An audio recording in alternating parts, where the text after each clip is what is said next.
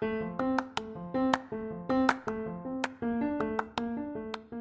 you have a story to tell? Do you have information to share? Do you want to reach out to people all around the world? Podcasting is what you need, and no one has to even know the face behind the voice. It's all up to you. From career talks to social issues to political matters to religion, whatever it is, bring your voice to the world with Anchor. You have all necessary features and more in one place. Its creative tools allow you to record and edit your podcast simply using your phone or computer. It helps you distribute to different platforms like Apple and Google Podcasts. So, what are you waiting for? Hurry now to anchor.fm. Remember, anchor.fm, or download the free Anchor app to get started today.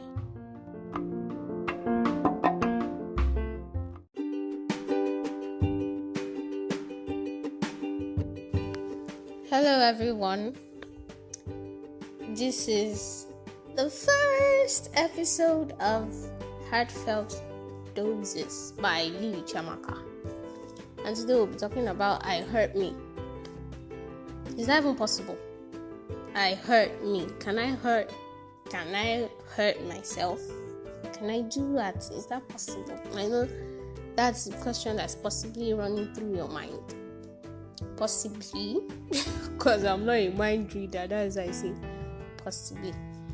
But then, I'd like to share a few stories with us on how we can hurt ourselves, even without knowing it. So, there's this lady, Lady B. Now, none of these names used here are actually real, but then the stories are very true.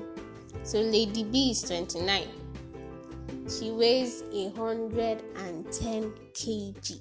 110 kg. I mean. And then she loves meat.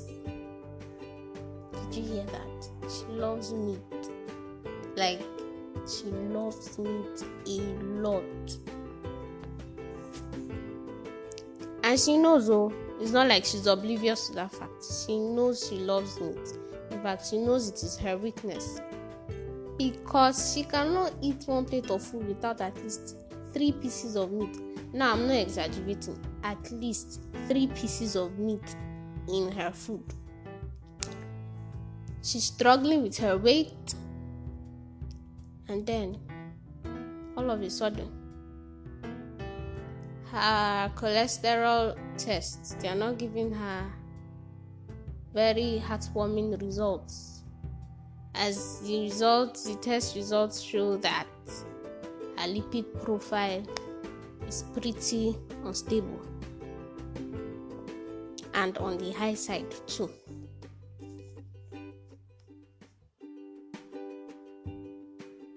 Now, that means she was intentionally hurting her. Abby? Or don't you agree? I don't know. Maybe you have to think that through and tell me your opinion.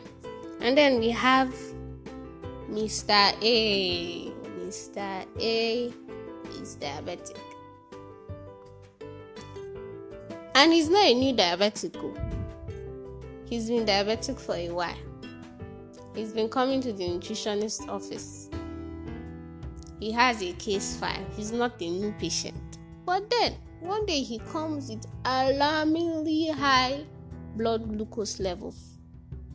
About 200 and something. And the nutrition intern is asking him, Oga, what happened? And smiling, he reveals that he took 3 whole oranges the night before. And the intern is shocked. Oga, are you serious? Like, what diabetic does that? 3 whole oranges in the night when you don't burn out the sugar. Abi, were you planning to go and do bricklaying job in the tree? Did he hurt himself? Think about it too. And then Lady C. Lady C likes reading romance novels. The trio, the fairy tale. It's just really exciting for her. And then she loves watching romance movies too. It's just that these days there's really no filter to these things. And then she feels it's alright since she doesn't masturbate. And in fact, she doesn't see the harm it is doing to anybody. She's still her loving, cheerful self. And nobody has been affected by her addiction to romance novels and romance movies. But then, she notices that saying no to sexual advances from the opposite sex has become a problem for her. Like one brother is just smiling at her and boom, her mind has gone to the bedroom. She has started imagining all the vain things that she has read up from her novels and all the 18 plus scenes she has seen in the movies. Plus all the salt and pepper her own mind too has added to it. Did she hurt her?